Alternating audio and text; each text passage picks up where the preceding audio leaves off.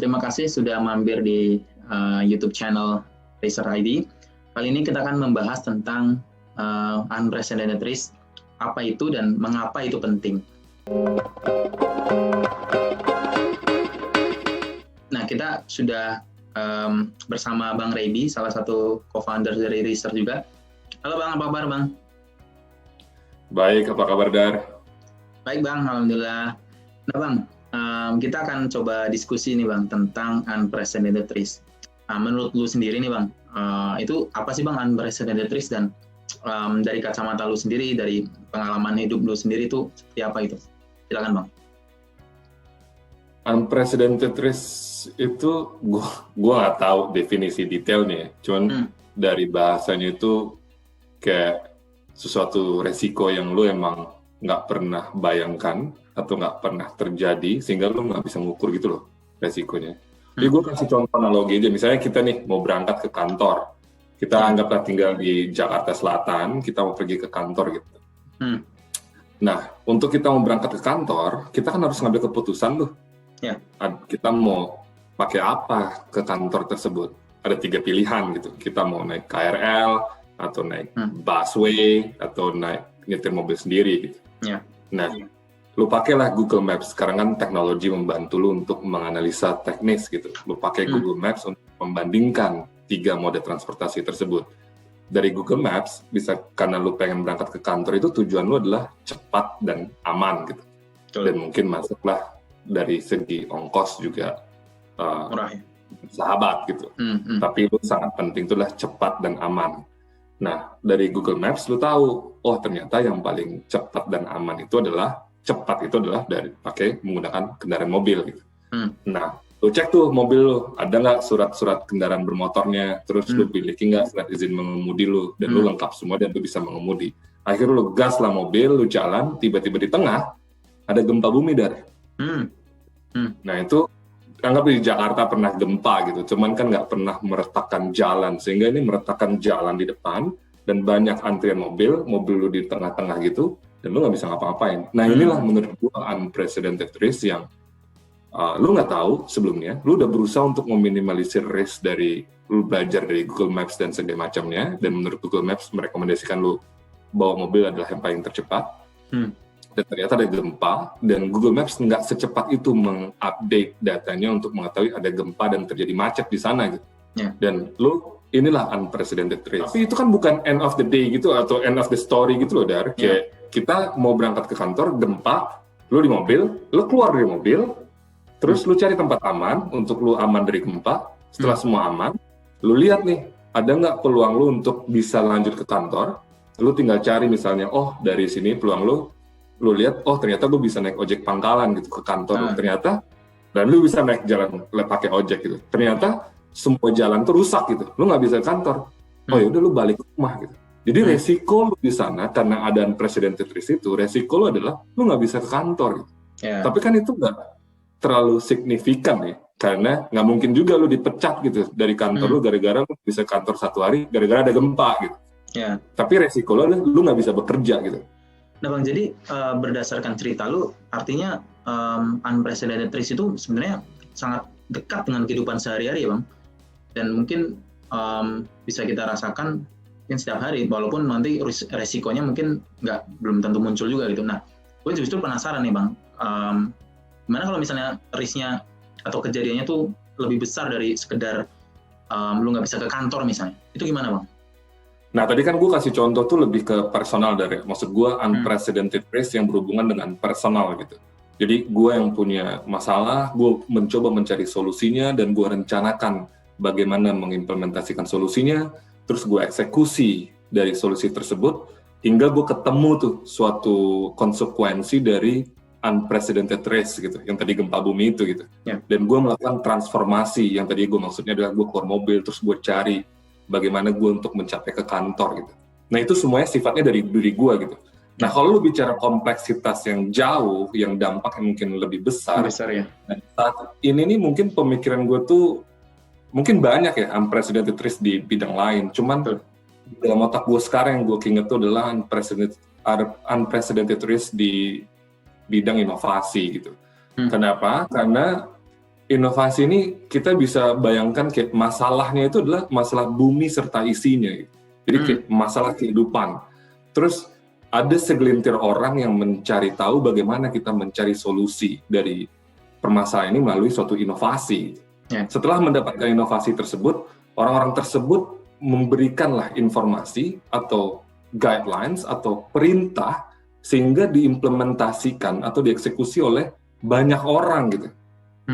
Nah, setelah kita dieksekusi oleh banyak orang, tiba-tiba ada suatu konsekuensi atau dari unprecedented risk yang harus ditanggung oleh kembali lagi ke semua orang gitu. Jadi bumi serta isinya. Nah, menurut gue itu kan berbeda ya. Maksud gue, satu, kita harus transfer, tadinya yang di kasus personal itu kita harus transformasi hanya diri kita sendiri yang kita perlu kontrol. Tapi untuk di suatu unprecedented risk dari suatu inovasi, itu yang harus transformasi itu banyak orang, mungkin melibatkan bumi serta isinya. Nah itu yang menurut gue akan lebih kompleks gitu. Jadi poinnya adalah emang inovasi ini menarik karena ini bagaikan dua mata pisau kan. Satu kayak bisa memberikan impact yang sangat baik, dan juga bisa memberikan impact yang sangat negatif jika kita tidak mampu mengkontrol dari pemanfaatan inovasi tersebut gitu. Jadi itu sih yang gue lihat dari unprecedented risk, itu resiko yang lebih besar gitu. Jadi ini lumayan rumit juga nih Bang, dari yang awalnya day to day kehidupan sehari-hari itu sekarang pindah ke inovasi nih. Nah, lu bisa nggak sih kasih contoh gitu, gimana sih unprecedented risk yang bisa mengintai nih Bang, dari kita melakukan inovasi, terus tadi lu bilang melakukan implementasi, dan akhirnya mungkin kita akan menemukan konsekuensi dari unprecedented risk yang kita nggak menahu gitu sebelumnya gitu. Contohnya plastik lah, plastik tuh. Plastik itu kan pertama kali ditemuin, itu kan sesuatu yang wow, kita ketemu plastik, suatu yang bahan atau yang bisa kita gunakan gitu. Plastik itu kan pertama kali digunakan buat militer awalnya, untuk menjadi kemas barang makanan, karena anti hujan dan sebagainya. Itu kan luar biasa, Dan. Cuman kan karena itu kan dulu kan, itu kan luar biasa, orang nggak bisa ngukur apa nih kira-kira unprecedented risk-nya, karena kan dia nggak kebayang juga gitu. Ternyata sekarang dengan perkembangannya dunia, kita punya banyak minimarket yang menggunakan juga plastik untuk alat berbelanja gitu, dan penggunaannya sangat-sangat masif. Nah, karena adanya penggunaan masif ini, yang mana dulu yang menemukan plastik, dia mungkin nggak tahu nih plastik akan digunakan semasif itu gitu.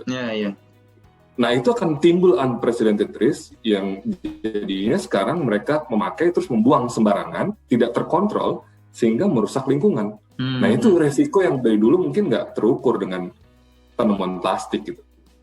Kayak gitu. Nah, tadi contoh lu Bang tentang plastik misalnya, itu kan sebenarnya udah kita temukan ya dari dulu ya, dari beberapa dekade terakhir gitu. Nah, sementara kita baru heboh tuh sekarang gitu Bang. Baru ada gerakan pengurangan sampah plastik tuh dari sekarang. Nah, pertanyaan kenapa kita nggak lakuin dari dulu gitu loh Bang? Kenapa ketika unprecedented risk itu terjadi, kita baru gerak gitu loh? Nah, ini kalau menurut gue tuh ada dua dari. Yang pertama tuh kayak kita bicara, lu bilang tadi kan, plastik itu kita tahu dari dulu, cuman kita nemukan unprecedented risk-nya kemungkinan beberapa dekade satu dekade sebelumnya ada ketika orang-orang sangat concern terhadap lingkungan.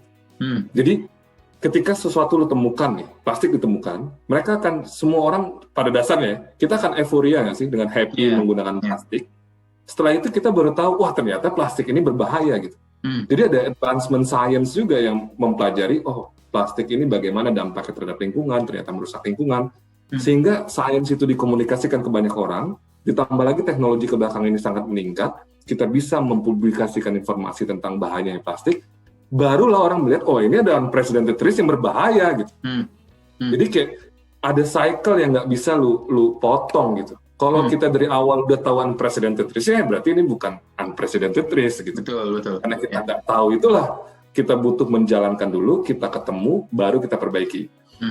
Nah, sekarang pertanyaannya lu bilang, kita udah ketemu nih, terus kenapa nggak langsung perbaiki? Beda, ini yang kedua nih, Dar.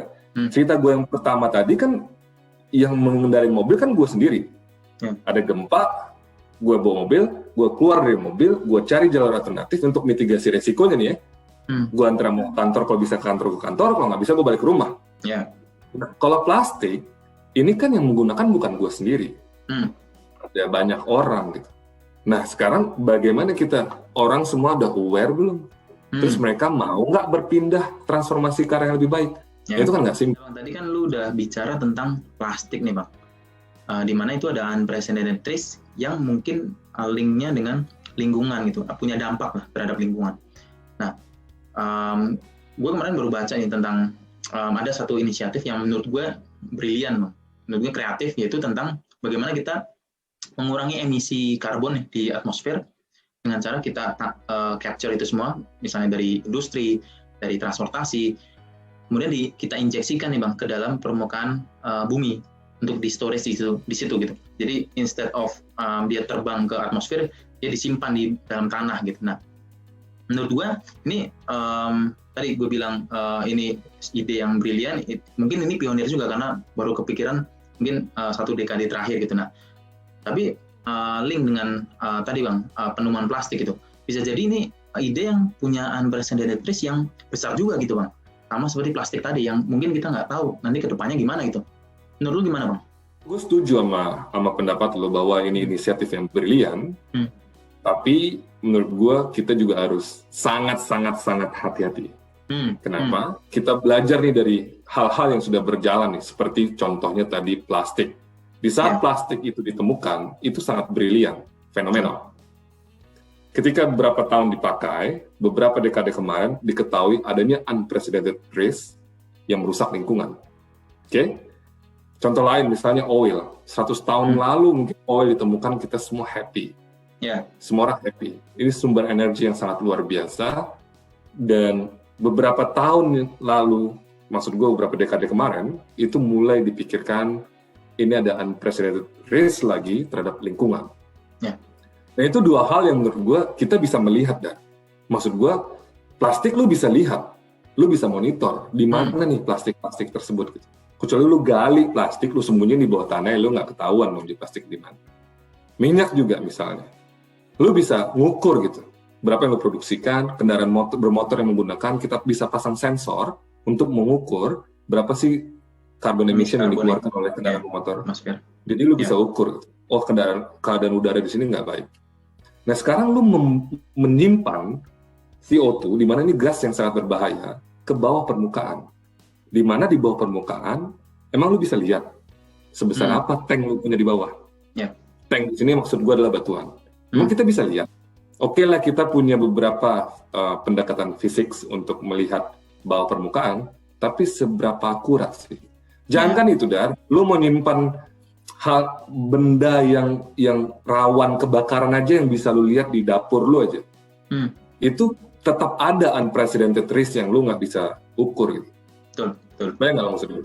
Apalagi lu mau menyimpan benda yang maksud gue kayak CO2 yang sangat berbahaya di bawah permukaan, yang lu nggak tahu bawah permukaan itu sebesar apa bisa lu simpan. Maksud gue nggak tahu unprecedented risk-nya apa, cuma menurut gue kita perlu sangat hati-hati dan meninjaunya dari beberapa dimensi. Yang kayak gue contohin tadi, kayak misalnya oil itu kan sebenarnya awalnya nggak ada masalah dengan kita menggunakan oil gitu. Tapi dengan catatan untuk menjaga balance carbon emission kita harus punya konservasi. Betul. Pepohonan yang cukup gitu. Tapi kan unprecedented risk-nya kita nggak tahu, ternyata pohonnya berkurang.